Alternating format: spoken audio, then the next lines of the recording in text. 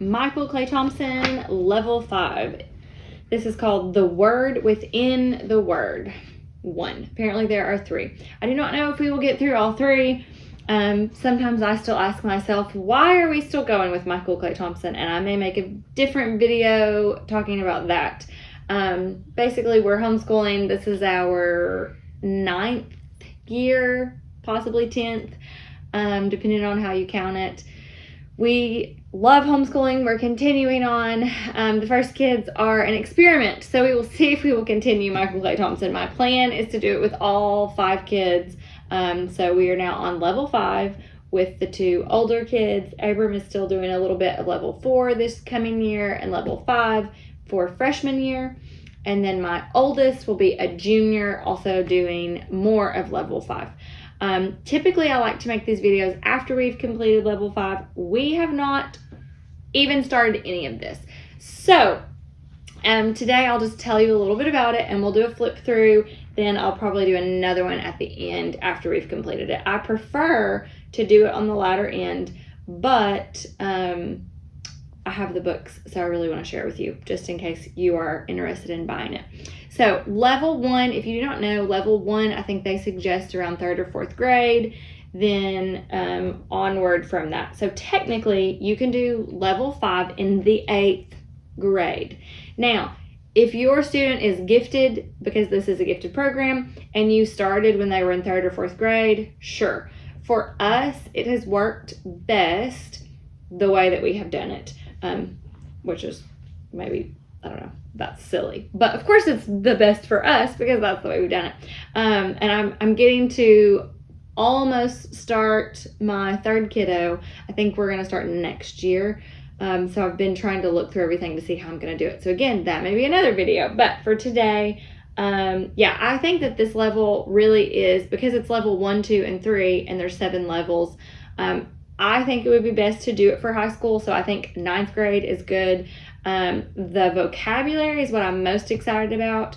And he says in the book, I'll tell you when we get there, but he has done it with 8th grade all the way to 12th grade, gifted, not gifted, and he's even done it for community college, and it's worked well for all of those. So I tend to think that he's probably correct, and that doesn't matter what grade. Okay, so first, they recommend that you always do grammar first. Now, because vocabulary is so long, there's basically 30 weeks. They said it's best if you can do grammar before starting all the other books, but because vocabulary is long, you might want to start grammar and vocabulary together. But if you've watched any of the other videos, you know this is what I love about Michael Clay Thompson. There are not 180 lessons for each component. It is you do grammar and then you shelf it. You use that with all of these other books, and there's review built in. I also love that I think it's the vocabulary, it was talking about you do not have to do everything in every book. I wish I would have read that with like the first book, because in the beginning I thought we have to do everything every page, but there is so much review built in that it is not necessary. So you can take just the vocabulary and do it. You can take different components and break them apart. But so far I feel like I'm learning, and so I want to do all of the parts. So let's jump in. This is grammar, and it's pretty short, which I like. He goes through his thought process is 4-level grammar analysis for sentences. In this, you have 5 practice pages and some sentence practice diagramming in this book, which I'll show you when we do the flip through. And then you have 4 practice, which is the same thing. It's the 4-level sentence analysis. And these are tons and tons of practice. You probably do not need this, but again, it's cheaper, so I just go ahead and get it in case we need more practice. But you will not probably do every single practice in here. So these are the first 2. Let's take a look inside of them. Okay, grammar. There is an intro. For the teacher's book, you have an introduction, and then this is what is in the student book. It's a to the student, which I thought was really good. 4 levels, appendix, and then punctuation exercise. And that just tells you some like common errors. So he's got a lot of his graphs in here. I really like the way that he does his graphics. And then it's color coded. You will notice from compared to the other levels, it's much smaller writing. He's putting a lot in here. So these are thinner books, but whew, it's a lot of words. But the good thing is that I think you can break this up into bite-sized pieces. Oh, and this is interesting. This says pronouns with the word within the word list.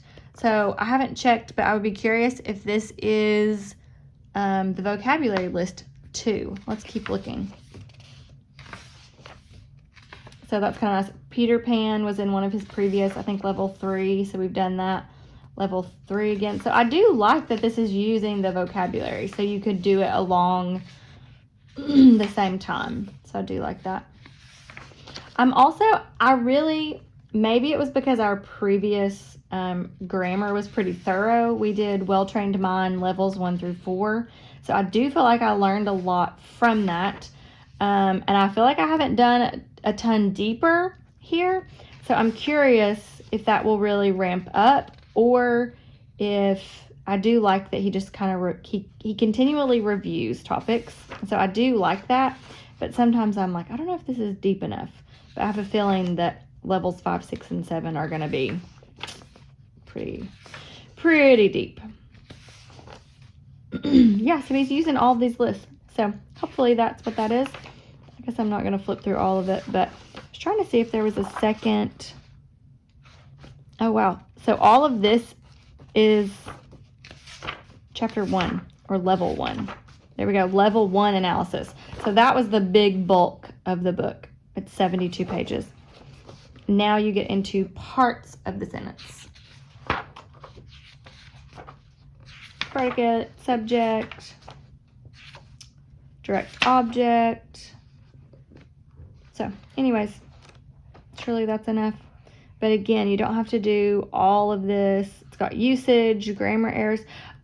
Level 3, phrases. Then level 4 will be clauses. Oh, so all throughout it has usage and grammar errors. So that's interesting. Okay. So I'm just flipping through this. This student book is the same as the teacher's book, except it doesn't have the intro with the instruction manual. So I'm not really showing you that. Okay, let's look at for practice. Here's the instruction manual. Basically, it's a lot. You have your sentence, 4 lines for your student to do parts of speech, parts of the sentence, phrases, clauses, and then it will give you a grammar connection, the vocabulary that it uses. In the last one, it would tell you, oh yeah, here it is, word within a word, lesson 11. So you would, again, do this later on in the year, the poetics in it, and then the writing. So I do find that very interesting, and it reviews, but we will, in the past, we've just done some throughout the year.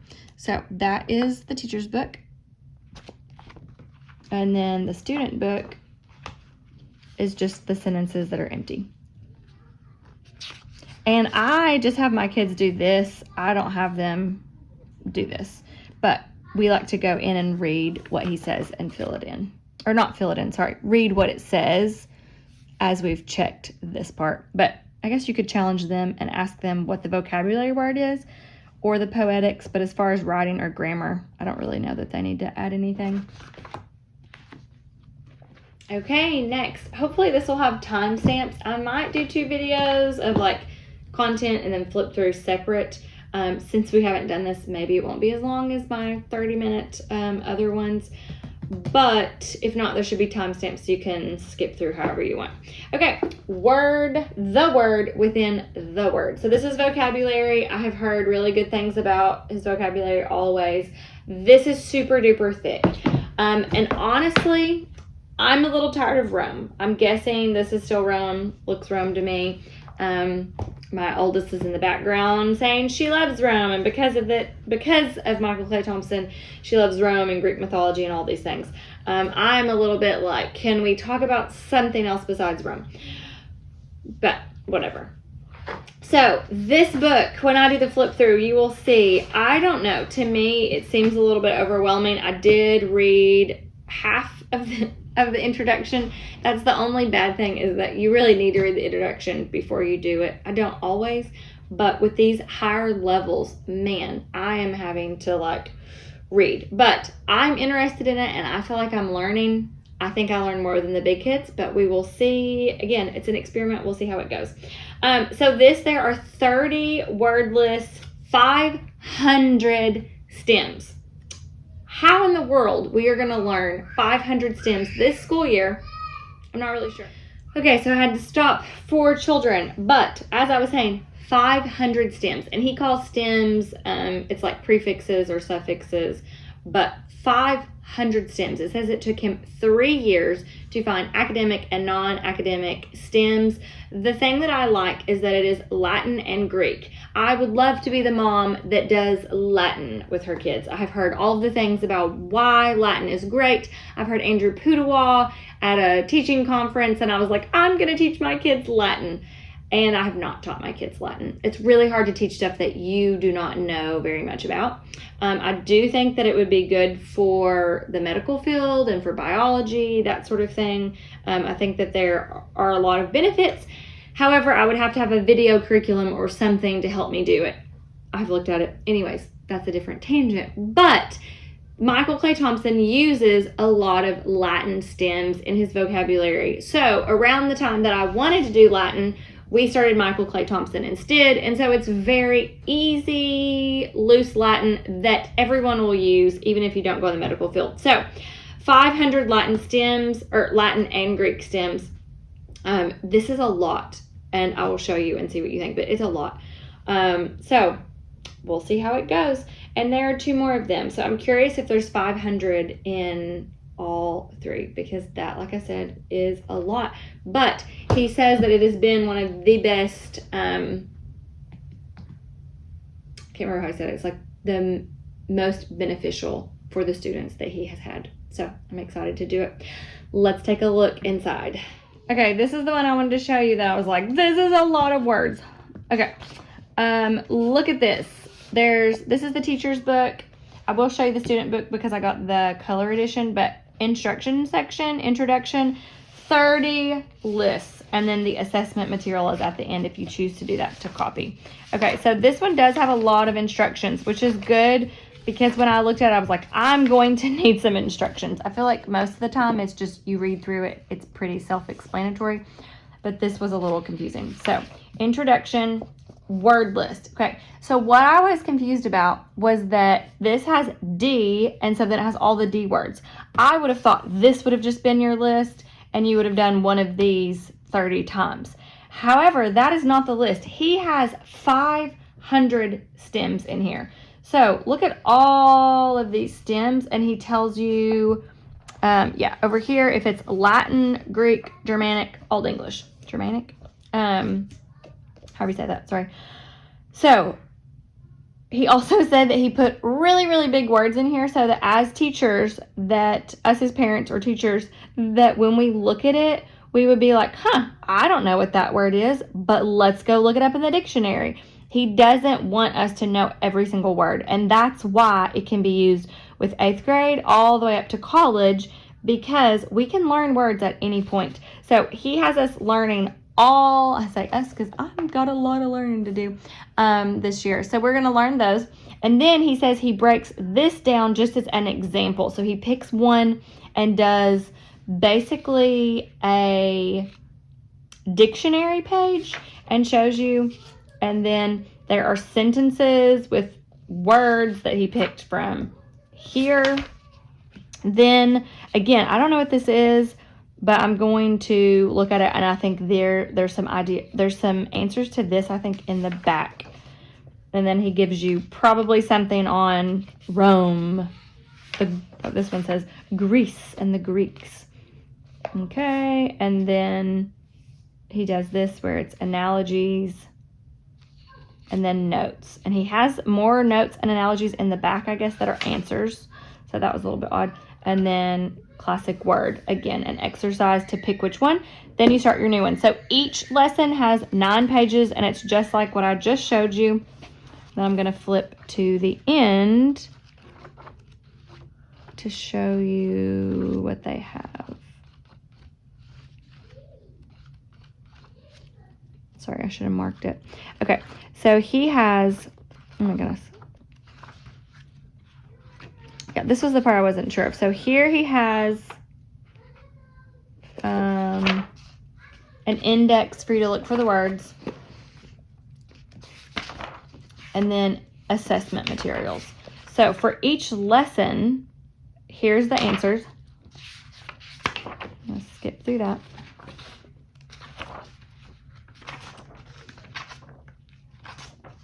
Then he has mystery questions, which I don't know what are. We've never done that. And then he has your tests. So tests, oh, mystery spelling. Oh, okay, no, we're still on. So this is, okay, mystery test. Okay, test number 2.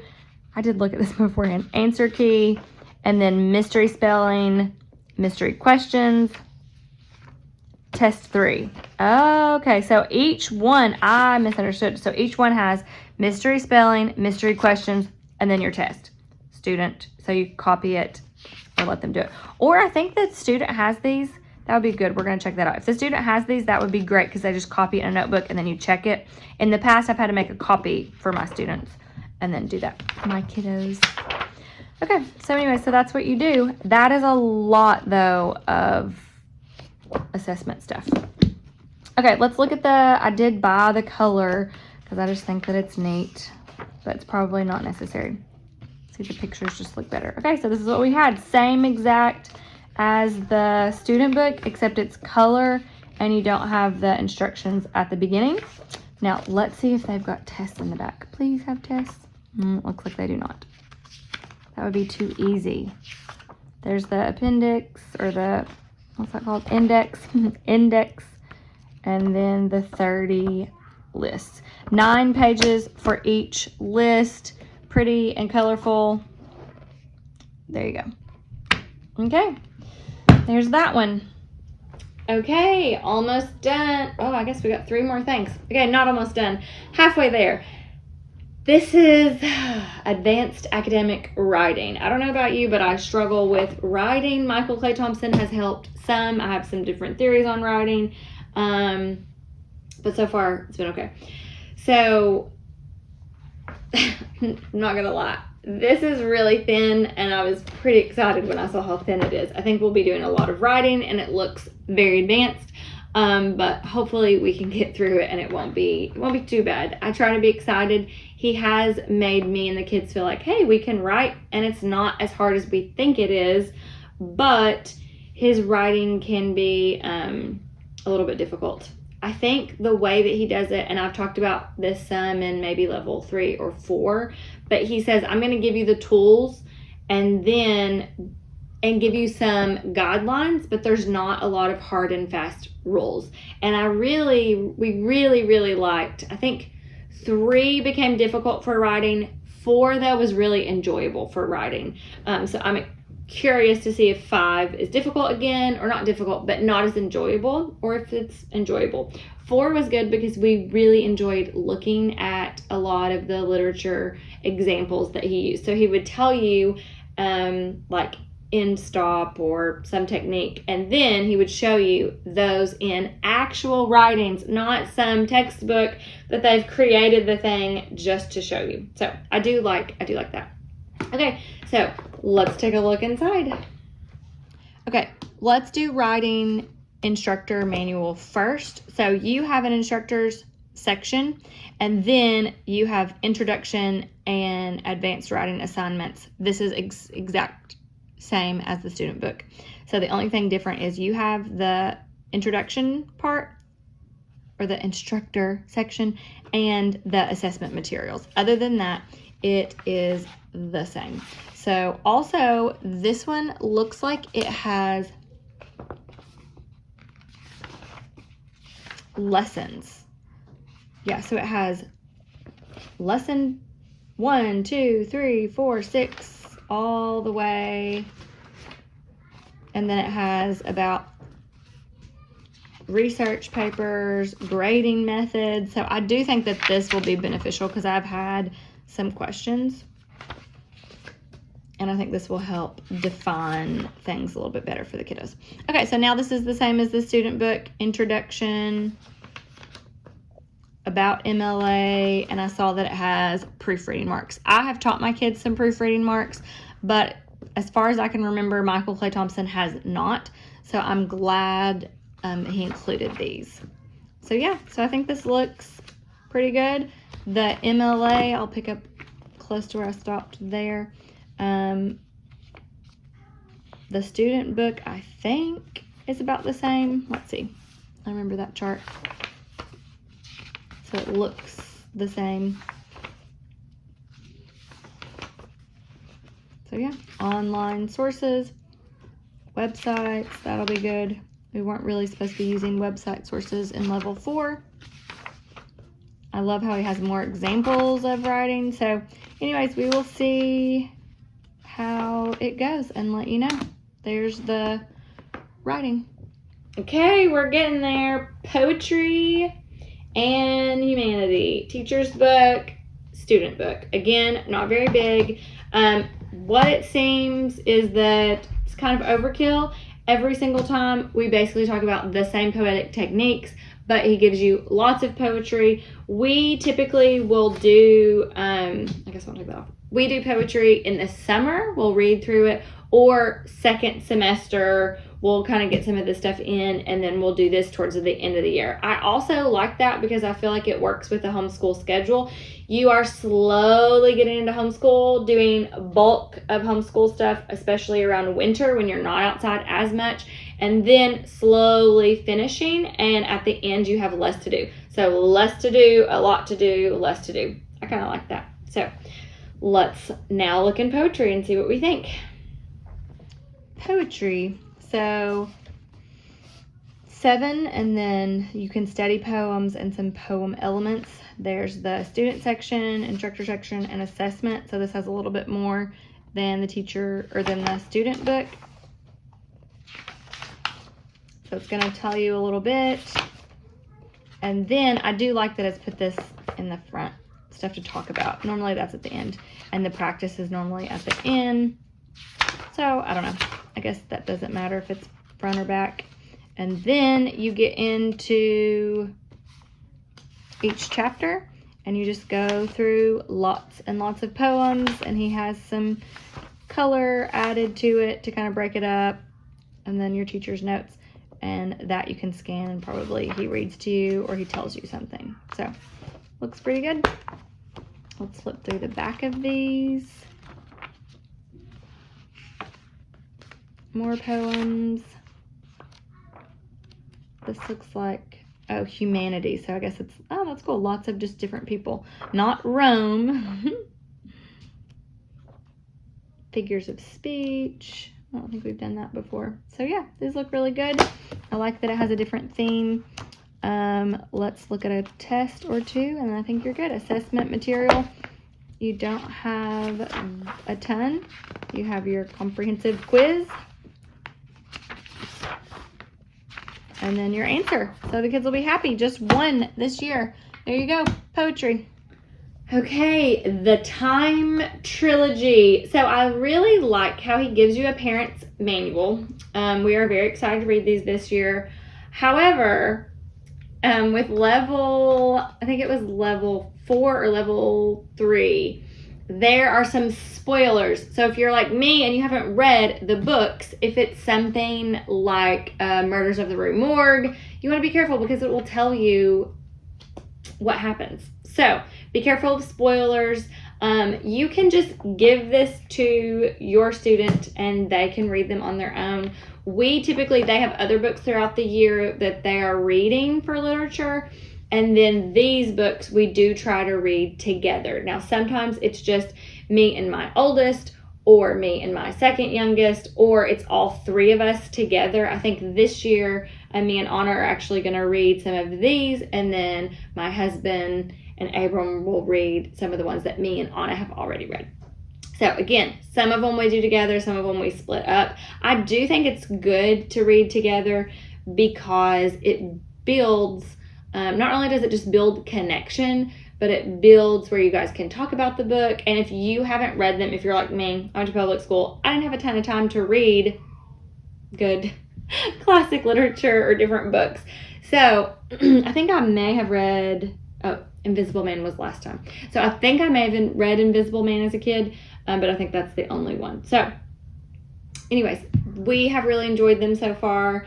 And I do like his approach where he says, let the story, let the author do the work. You read the whole book and you don't really do anything with it until after you've read the book, so that it's enjoyable. You enjoy the story, you read the story. You're not like stopping every chapter and having to write a paper or write a summary or ask a bunch of questions or kill the story. So I do like his approach, I think, so far on let the story do its job. And then with writing, he gives you some framework, but it's not, you have to do it exactly this way. So I wasn't sure if I was going to show you this, but it just has general comments, vocabulary pre-study. So that is good to do ahead of time before you read, and then a section on each book. So he does, typically he has quotes or questions that you can talk about. Here's the quotes. So you read a quote and then you ask, who said that? And then there are things that you can talk about. And then there's writing prompts for each book. Time Machine, H.G. Wells. And then in here, I do wish that you could get more books like this. It has some definitions, and then it has a thought for Michael Clay Thompson that hooks into either the grammar that you're doing, the poetics you're doing, that sort of thing. So again, we like to do these more towards the end of the year or all throughout the year. We just slowly read through them. So there you go. Okay, so we did it. We went through all the books. I hope that that was helpful. If you have any questions on how we use Michael Clay Thompson or something specific that you want to see, or a question that you have, not that I'm an expert on all the levels, but I would like to make videos that are helpful to you. I'm very busy. I do not make videos often, and I only want to make videos that I feel like are helpful to other people. So if they're in the world of YouTube, when I first started, there were not a lot of Michael Clay Thompson videos, and that's why I started. So if you cannot find a video or a question that you have on YouTube, please reach out. I will try to make a video, and if not, then I will be cooking or chasing kids or trying to read as many books as we can. I hope you all are having a wonderful day if you got this far.